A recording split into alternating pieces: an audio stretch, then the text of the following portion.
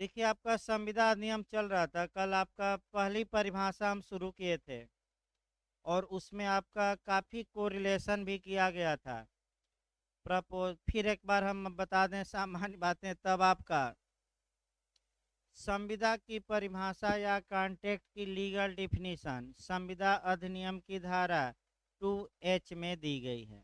संविदा के दो तत्व बताए गए हैं। एक एग्रीमेंट होना चाहिए, यानी कि करार होना चाहिए, और दूसरा वह करार विधि द्वारा प्रवर्तनी यानी कि ला द्वारा इन्फोर्स होना चाहिए।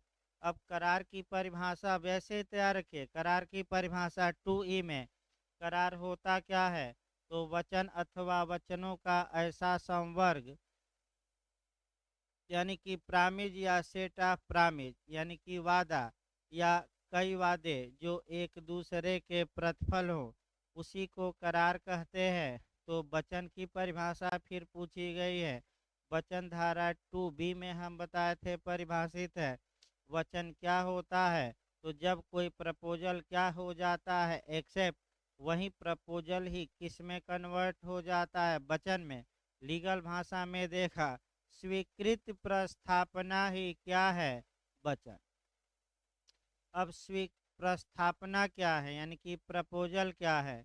एक्सेप्टेंस या स्वीकृति क्या है? तो आपका प्रस्थापना की परिभाषा 2A में और स्वीकृति की परिभाषा, एक्सेप्टेंस की परिभाषा 2B। सही क्रम मिलाने के लिए पूछा जाता है। तो पहले प्रस्थापना, दूसरा प्रतिग्रहण। जैसे ही प्रपोजल एक्सेप्ट हुआ, तीसरा किस में आ गया? वचन। और दोनों तरफ से वचन आ गए तो करार, और करार धारा 10 की शर्तों की पूर्ति कर दिया तो कॉन्ट्रैक्ट। 10 की धारा की, 10 की।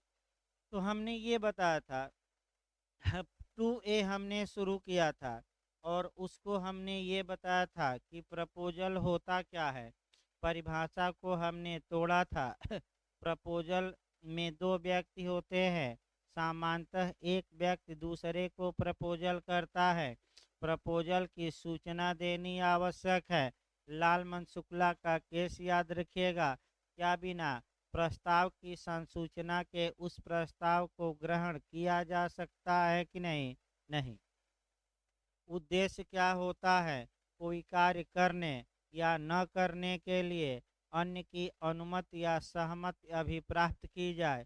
और अंत में हम बताए थे कि अगर वार्तालाप के दौरान केवल कोई व्यक्ति मात्र अपनी इच्छा या डिजायर व्यक्त करता है तो क्या वह प्रपोजल माना जाएगा कि नहीं? नहीं माना जाएगा। विक्स बनाम टाइवार, BHULLM में जो कल बताए थे, सुख दर्शन, आपका सुख दर्शन वाला केस, कि जो लाउड स्पीकर से हो हल्ला मचाया जाता है, क्या वह प्रपोजल होता है कि नहीं? तो सुप्रीम कोर्ट ने कहा कि नहीं होता। भाई आपका ये क्वेश्चन BHULLM में लाउड स्पीकर ही पूछ लिया था कि लाउड स्पीकर से हो हल्ला मचाया जा रहा है कि खर दो नहीं तो अब सेल क्या होने वाला है सामान। जैसे रोड पर नहीं कहते जल्दी आओ जल्दी पाओ, पहले आओ पहले पाओ, नहीं तो सब स्वेटर क्या हो जाएंगे। यानी कि आपका वैसे ही आपका जब पुराने ज़माने में दास बेचे जाते थे तो जो दासों को बेचता था, यानी कि गुलामों को बेचता था, वो भी बोली लगाता था, आओ आओ ये दास तगड़ा है, 100 किलो का है, ये सबको लपेट लेगा, इत्यादि। तो फिर एक बार बैक होइए।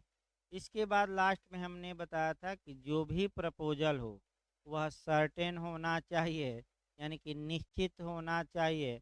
अगर प्रपोजल अनिश्चित है, वह एक्सेप्ट भी कर लिया गया है, तो वह करार वाइड होगा। सेक्शन याद रखना है 29। अनिश्चितता के कारण करार क्या होंगे? सुन। और गुथिंग बनाम लिन का केस बताया गया था, घोड़ा वाला, कि अगर घोड़ा भाग्यशाली निकला तो 5 पाउंड मैं अधिक दूंगा। भाग्यशाली निकलेगा कि दुलहत्ती मार देगा, क्या भरोसा। अब यही आपका क्वेश्चन बी एच मैंने आपका बिहार APO में पूछा गया था। AB को अपना घोड़ा 500 या 1000 रुपये में बेचने का करार करता है। कि यह करार वैध होगा कि प्रवर्तनीय संविदा होगी, तो धारा 29 के तहत यह करार अनिश्चितता के कारण क्या होगा। और एविडेंस में हमने कल को रिलेट किया था, सेम आपका रकम थोड़ा अंतर है, लेकिन सेम आपका उदाहरण है घोड़ा वाला।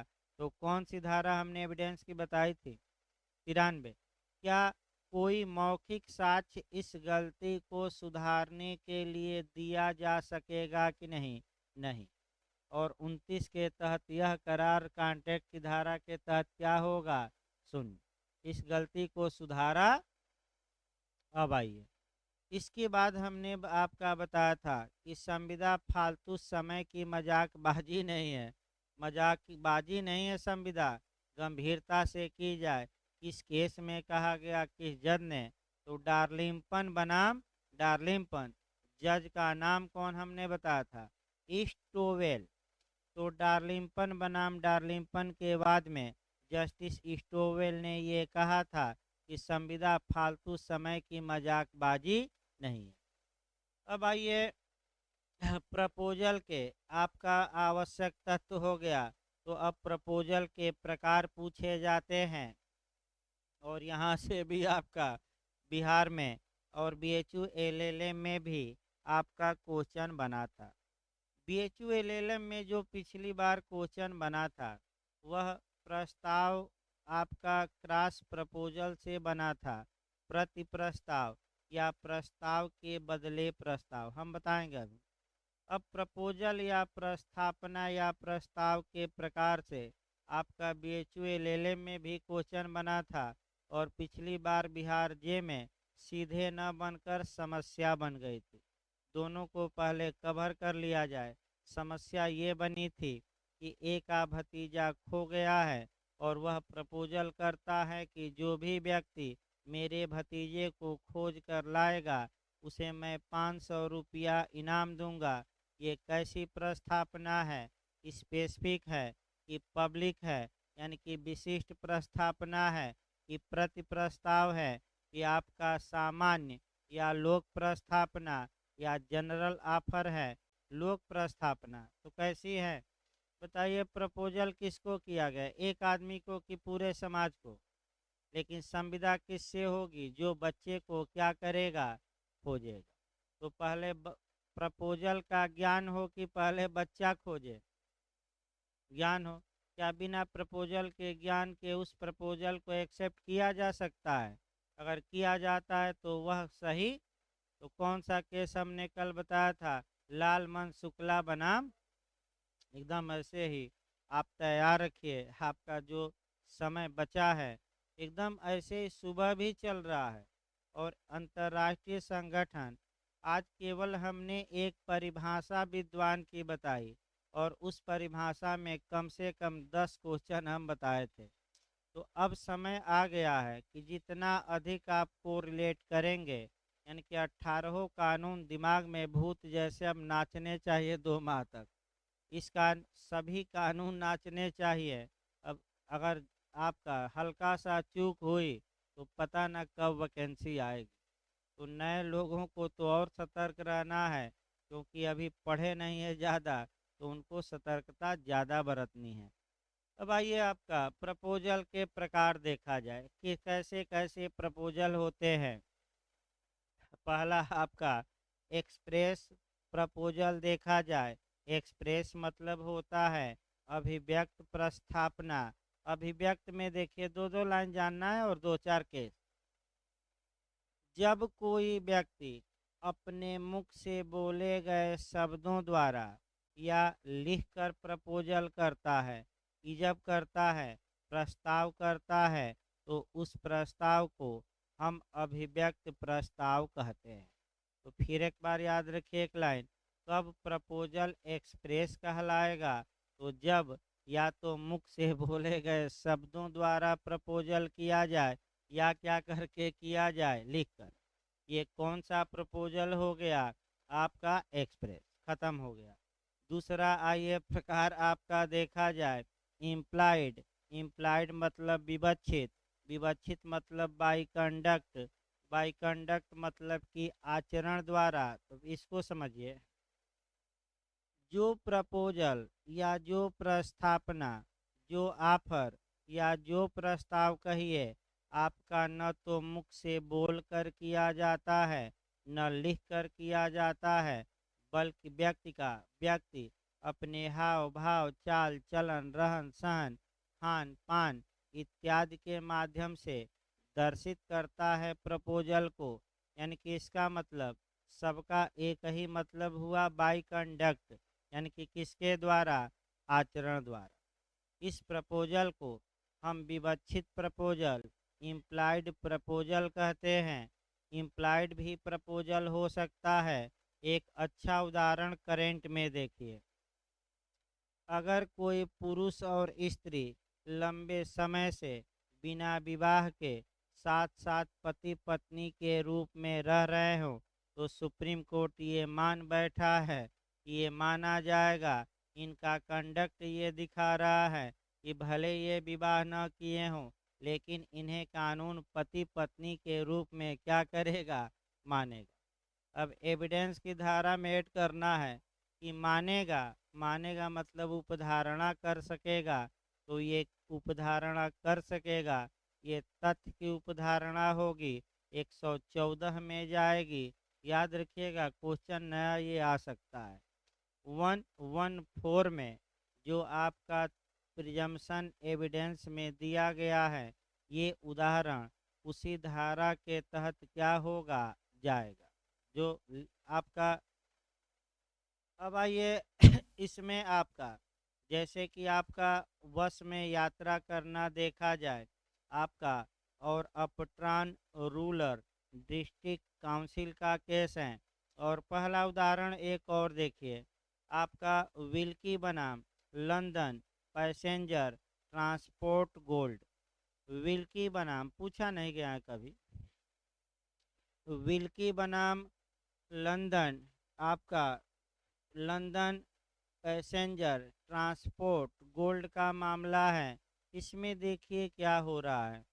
एक बस यात्रियों के लिए चलाई जा रही है। एक व्यक्ति उस बस में चढ़ता है, न तो लिख कर देता है कि हम किराया देंगे, और न ही मुख से बोलता है और जाकर आपका बस की सीट पर बैठ जाता है।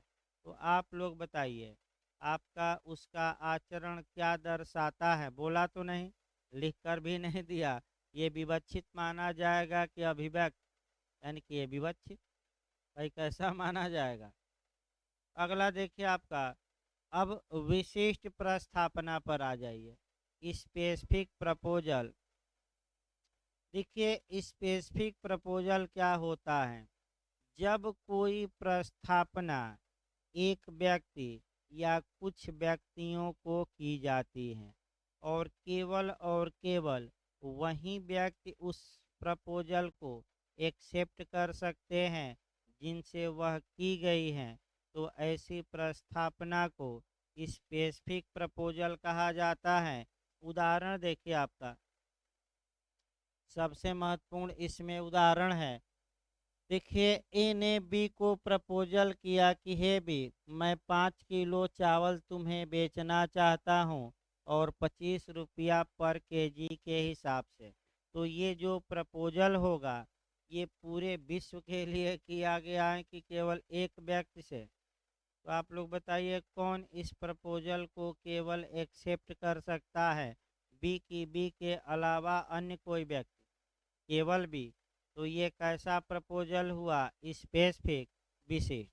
अब दूसरा ये, अगर कोई प्रपोजल ये किया जाए आपका कि केवल अधिवक्ता वर्ग ही इस प्रपोजल को स्वीकार कर सकता है, वह भी विशिष्ट प्रस्थापना ही कही जाएगी, क्योंकि किसी एक वर्ग के लिए केवल की गई है। और केवल उस प्रपोजल को कौन स्वीकार कर सकता है? अधिवक्ता वर्ग।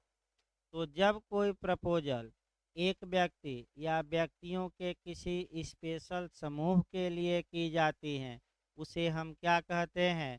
एक्सप्रेस नहीं, स्पेसिफिक प्रपोजल।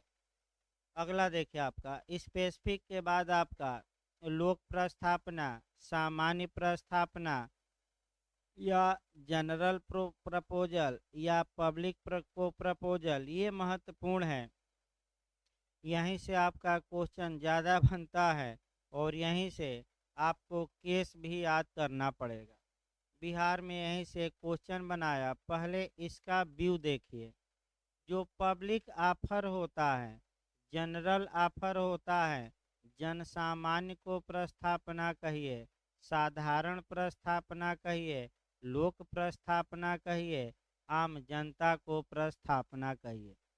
ऐसा प्रपोजल, ऐसा ऑफर जो पूरे जनता के लिए किया जाता है, लेकिन संविदा केवल उस व्यक्ति से होती है जो उस प्रपोजल को एक्सेप्ट करता है, यानी कि प्रपोजल की शर्तों को फुलफिल करता है।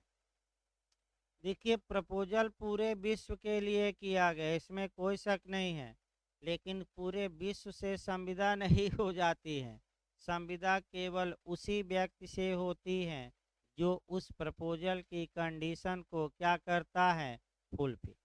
अगर सामान्य प्रस्थापना ऐसी है जो जिसमें कि केवल एक व्यक्ति ही स्वीकार कर सकता है, तो जैसे ही पहला व्यक्ति उस प्रपोजल को एक्सेप्ट करता है, वह प्रस्थापना अब समाप्त हो जाती है।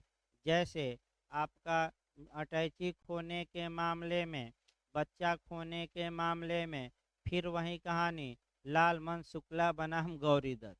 और बिहार में जो पूछा गया था प्री में कि ये एक व्यक्ति हैं, उसका भतीजा खो गया है, वह प्रपोजल करता है कि जो भी व्यक्ति मेरे भतीजे को खोज कर लाएगा, मैं उसे 501 रुपया इनाम दूंगा।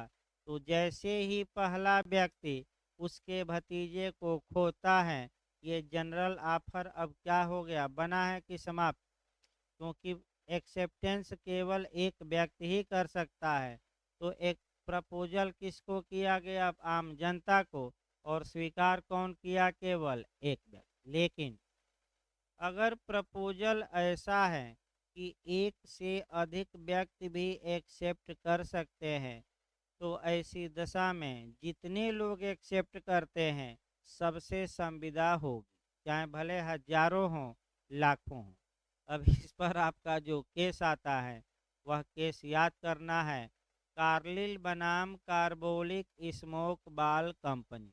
बहुत अच्छा केस है।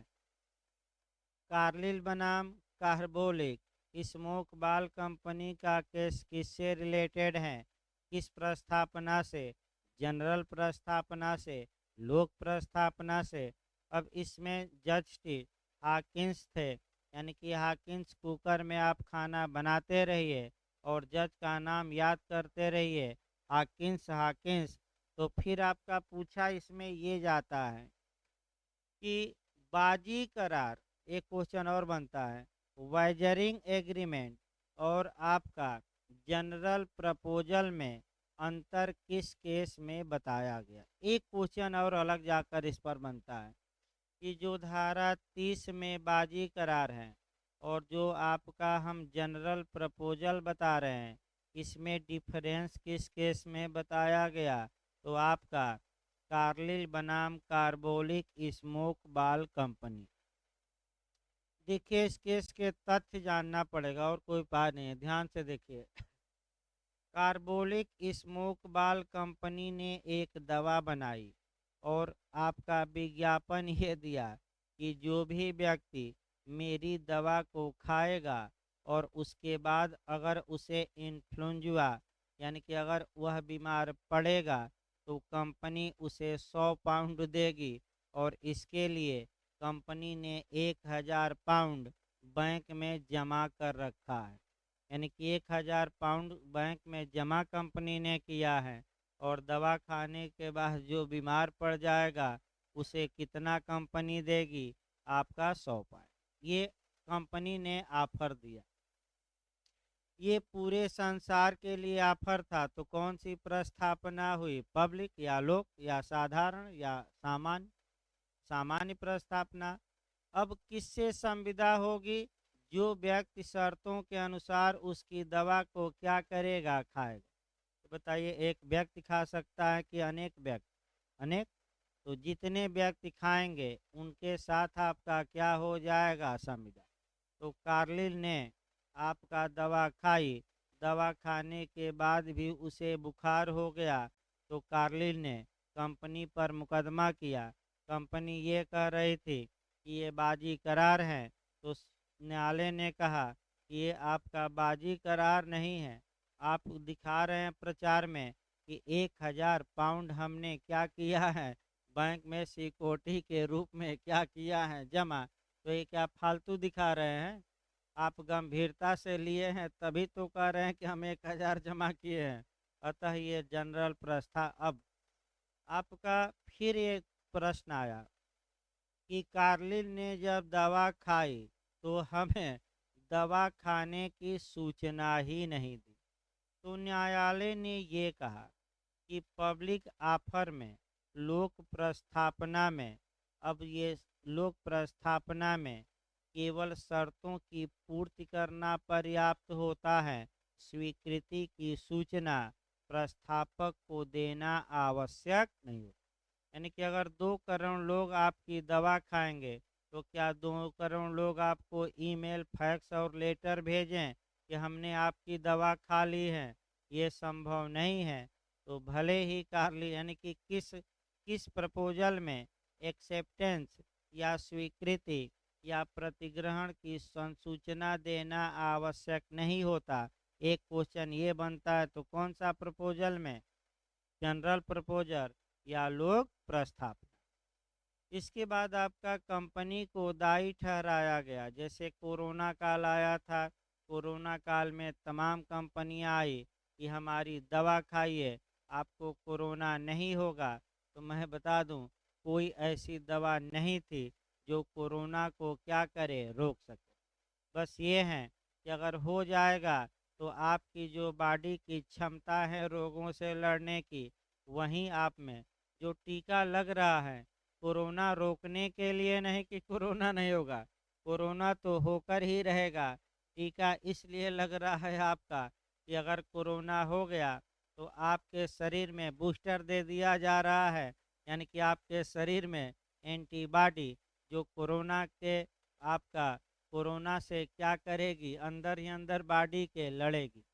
सुषुप्तावस्था में वह कीटाणु विद्यमान है, और जैसे ही कोरोना होगा वह सुषुप्तावस्था कोमा से आपके शरीर से कहाँ आ जाएंगे, बाहर।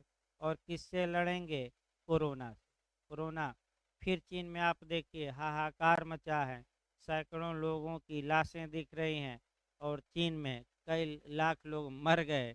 और ये हो रहा है कि कहीं मार्च अप्रैल तक आपका फिर भारत में और पूरे विश्व में न ले ले। 2 लहर तो आ ही चुकी हैं, तीसरी लहर में तमाम लोग स्वाहा हो जाएंगे। जो दूसरी लहर थी सबसे खतरनाक थी, भले आपका कम समय तक रही, लेकिन बहुत ज़्यादा लोग भारत में मरे हैं। बहुत ज़्यादा लोग मरे हैं, सरकार बता नहीं रही हैं। जो आपका अंतर्राष्ट्रीय मानवाधिकार WHO ने जो आंकड़ा जारी किया, उससे भी ज़्यादा लोग मरे हैं। लेकिन सरकार कभी भी इस बात को स्वीकार, क्योंकि मुआवजा देना पड़ेगा, तो सर्टिफिकेट ही नहीं, मर गए गांव में फेंक दिया गया, तो सर्टिफिकेट नहीं है तो मुआवजा 50-50 हज़ार मिल रहा है, क्योंकि सुप्रीम कोर्ट ने कहा कि दीजिए। अगला देखिए आपका। अब ये आपका केस याद रखिएगा, कार्लिल बनाम कार्बोलिक स्मोक। अब जो भी ऐसा उदाहरण आए, अब बताया नहीं जाएगा कि बच्चा खो गया कि सूटकेस खो गया। जो भी आपका उदाहरण आया, पर्स खो गया, एक पर्स पर लास्ट में बताकर आगे बढ़ा। एक व्यक्ति का पर्स गिर गया था कहीं, या मोबाइल।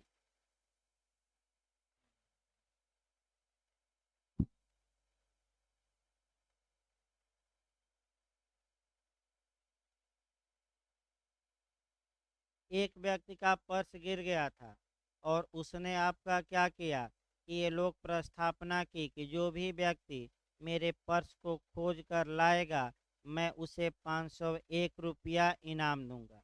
तो यही पूछ लेगा ये कैसा प्रपोजल है? तो जनरल ऑफर है, पब्लिक ऑफर है, लोक प्रस्थापना कहिए, जनसामान्य को आम जनता को। किससे की गई हैं? एक आदमी से कि सबसे? लेकिन स्वीकार कौन करेगा? एक आदमी। कौन? जो पर्स को क्या करे? खोल ले। तो आगे बढ़ा जाए, क्रॉस प्रपोजल देखा जाए। अगला आपका क्रॉस क्रॉस क्रॉस 3-4 जगह से आपको जानना है और एक क्वेश्चन आपका बनाना है। देखिए, क्रॉस जहाँ भी शब्द रहता है आपका बड़ी खतरनाक रहता है, ये भी याद रखिए। जैसे कि आपका क्रॉस की लाइन बना दी गई, यानी कि 440 वोल्ट का क्या है, खंभों पर खतरा ही है। क्रॉस का चिन्ह आपका तमाम यूज किया जाता है, लेकिन क्रॉस पर आपका पहले क्रॉस एफआईआर देखिए, उसके बाद क्रॉस आपका सूट सिविल मामलों में देखिए, और फिर आपका क्रॉस प्रपोजल दिखवा जाए। तो क्रॉस एफआईआर का मतलब ये हुआ कि दो पक्षों में मारपीट हुई और दोनों पक्षों ने एक दूसरे के खिलाफ क्या दर्ज कराया? एफआईआर। अब इंटरव्यू में पूछा गया था कि क्रॉस एफआईआर की धारा में दर्ज हो की जाती हैं? एक ही धारा है सीआरपीसी में, 154, अलग धारा नहीं है। दोनों पक्षकार अपनी अपनी रिपोर्ट क्या कराते हैं? दर्ज। अब जो इंटरव्यू में पूछा गया था कि अगर क्रॉस एफआईआर हुई है, एक पक्षकार का जो एफआईआर में धाराएं हैं वह मजिस्ट्रेटी ट्रायल हैं, और एक पक्षकार की कोर्ट ऑफ सेशन, तो कौन ट्रायल करेगा? तो न्याय हित में ये उचित होगा कि कोर्ट ऑफ सेशन उनका क्या करे? ट्रायल। क्योंकि एक ही बार दोनों मामले क्या होंगे? अब पूछा जाता है कहाँ ये लिखा गया है, तो जो 323 धारा है सीआरपीसी की, 300, हाँ 323, उसमें जाएगा मामला। स्पष्ट लिखा नहीं है, लेकिन न्याय के हित में मजिस्ट्रेट को क्या करना चाहिए? ट्रांसफ़र कर देना चाहिए। न्याय के हित में भाई सही रहेगा। 323 जाकर आज घर पे देख लीजिएगा सीआरपीसी की। अब क्रॉस सूट देखा जाए, सिविल मामलों में सीपीसी के में जो काउंटर क्लेम होता है, जो प्रतिदावा होता है, काउंटर क्लेम, शुद्ध रूप से उसे आपका क्रॉस सूट कहा जाता है। याद रखिए, जिसका प्रावधान आदेश सीपीसी के आदेश 8 के नियम 6A में है। क्रॉस सूट यानी कि प्रतिदावा, दावा के बदले दावा, ये कहा जाता है। अगला देखिए, क्रॉस प्रपोजल देखिए। क्रॉस प्रपोजल से कोई संविदा या करार का निर्माण नहीं होगा। फिर हम बता दें, अभी हम बता रहे हैं। जब दो व्यक्ति एक दूसरे को सेम प्रपोजल भेजते हैं, सेम शर्तें वाली भेजते हैं, और दोनों प्रपोजल डाक में एक दूसरे को क्या करते हैं? पार। तो एक भिजवाया जाए भाई, इन्हें लिख कर भेजा कि मैं अपना घोड़ा 1 लाख रुपया में बेचूंगा। ए ने प्रपोजल बी से किया। उसी समय बी ने ए से प्रपोजल किया है कि हे ए, मैं तुम्हारा यह घोड़ा 1 लाख रुपया में क्या करना चाहता हूँ? खरीदना। तो प्रपोजल ए ने किया कि बी ने कि दोनों ने? और ये प्रपोजल, दोनों के प्रपोजल कहाँ एक दूसरे को पार करते हैं? डाक में। तो इस हम क्या कहते हैं? Cross proposal. क्योंकि दोनों तरफ से केवल प्रपोजल ही हुआ है, अतः स्वीकृति के अभाव के कारण, एक्सेप्टेंस के अभाव के कारण, प्रतिग्रहण के अभाव के कारण किसी भी करार का निर्माण, पूछा जाता है क्रॉस प्रपोजल, यानी कि जब सेम शर्तों वाली प्रस्थापना दो व्यक्ति किए हैं और दोनों एक दूसरे को डाक में एक ही साथ क्या करती हैं? ये भी इधर डाक में छोड़ दिया, ए भी उसी समय कौन छोड़ दिया या उसी दिन बी भी, दोनों डाक में टकरा गई तो क्या हो गया? क्रॉस। और क्रॉस प्रपोजल ही प्रपोजल, केवल दोनों तरफ से वाह प्रपोजल ही हुआ, कहीं से एक्सेप्टेंस। तो एक्सेप्टेंस के अभाव के कारण क्या क्रॉस प्रपोजल में आपका करार का निर्माण होगा कि नहीं? नहीं। अब पूछ सकता है कि क्यों?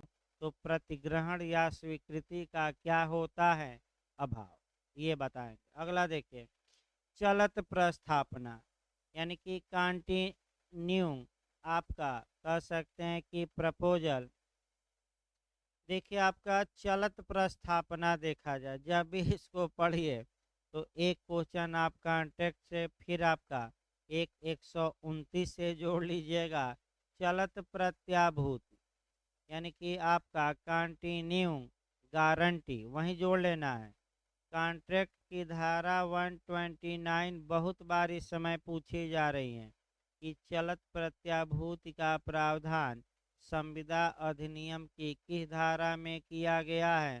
सेक्शन याद करना पड़ेगा, बहुत बार पूछा है।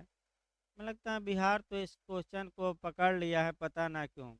मैंने 90% चांस रहता है कि ये धारा पूछी ही जाएगी, चलत प्रत्याभूति। तो किस धारा में कॉन्ट्रैक्ट की?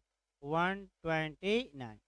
अब चलत प्रस्थापना तो देखी जाए, ऐसी प्रस्थापना जो एक निश्चित समय तक खुली रहती है। ए बी से प्रपोजल करता है और कहता है कि आप इस प्रपोजल को 25 दिसंबर तक स्वीकार करना है तो स्वीकार कर लीजिए। तो ये प्रस्थापना कैसी होगी? हमेशा के लिए की गई है कि केवल 25 दिसंबर तक? तो चलत होगी कि अस्थाई? चलत। और अस्थाई थोड़ा इसके घुमा दीजिए, अस्थाई माने हमेशा के लिए। जैसे कार्लिल बनाम कार्बोलिक स्मोक बाल कंपनी, जो भी व्यक्ति मेरी दवाओं को खाएगा, समय नहीं दिया है, जो भी व्यक्ति मेरी दवाओं को खाएगा, अगर उसे बीमार वह पड़ गया, बुखार हो गया, तो कंपनी 100 पाउंड इनाम देगी उसे। अब बताइए, क्या कहीं कोई समय हमने इसमें लगाया कि 10 दिन के अंदर खाए कि 20 दिन के? तो ये प्रपोजल क्या हो जाएगा? चलत के अस्थाई। तो फिर याद रखिए, जिसमें समय लगा रहता है वो क्या? कंटिन्यू यानी कि चलत। और जिसमें समय नहीं है वो क्या होता है? अस्थाई। अगला ये आपका प्रति प्रस्ताव या काउंटर ऑफर या प्रस्ताव के बदले प्रस्ताव, यहाँ भी खूब क्वेश्चन बनता है। यानी कि यहाँ भी जो क्वेश्चन बनता है, बहुत ज़्यादा क्वेश्चन बना है। आपका प्रस्ताव के बदले प्रस्ताव या काउंटर ऑफर या प्रति प्रस्ताव, यानी कि प्रस्ताव के एवज में प्रस्ताव, इसको काउंटर ऑफर याद रखिए। इंग्लिश वर्जन क्या कहते हैं? काउंटर। तो काउंटर कराइए, इन काउंटर से भी जोड़कर आप देख सकते हैं। गोली के बदले क्या?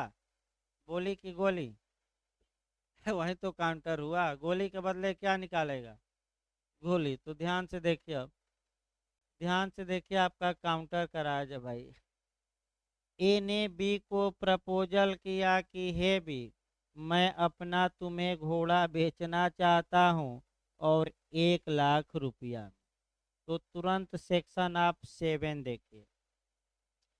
जब भी ए के प्रस्ताव को स्वीकार करे तो सेक्शन 7 स्पष्ट रूप से बताता है, एब्सोल्यूट रूप से स्वीकार करे, यानी कि पूर्ण रूप से करे, और बिना किसी कंडीशन के, यानी कि बी अपनी ओर से कोई शर्त लगा सकता है कि नहीं?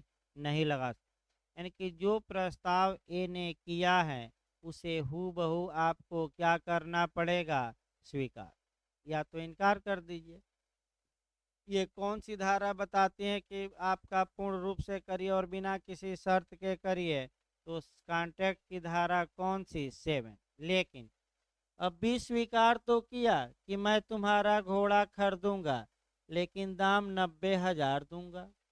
अब आइए, तो ए ने एड आइटम हुआ कि नहीं? एक बात पर एक भाव में सहमत दोनों हो गए कि नहीं? नहीं, क्योंकि ए ने कहा 1 लाख और बी ने काउंटर किया और ये कहा कि हम कितना देंगे? 90,000। तो जो प्रपोजल हूबहू स्वीकार नहीं किए जाते, जो प्रपोजल शर्तों के साथ स्वीकार किए जाते हैं, यानी कि जब प्रपोजल को स्वीकार करता अपनी ओर से कोई शर्त लगा देता है, तो क्या इसमें बी ने शर्त लगाया है? 1 लाख में नहीं, बल्कि कितना? उस उसे वैध स्वीकृति नहीं मानी जाती। उस प्रपोजल को आपका जैसे ही बी ने ये कहा कि हम 90,000 में खरीदेंगे, उसी क्षण ए का मूल प्रपोजल पहले तो समाप्त हो जाएगा। ए ने जो प्रस्ताव किया था वो क्या हो जाएगा? अब ए के प्रस्ताव के बदले कौन प्रस्ताव कर दिया माना जाएगा? बी। और बी ने ये, अब इस प्रस्ताव को हम क्या कहेंगे? प्रति प्रस्ताव या काउंटर ऑफर।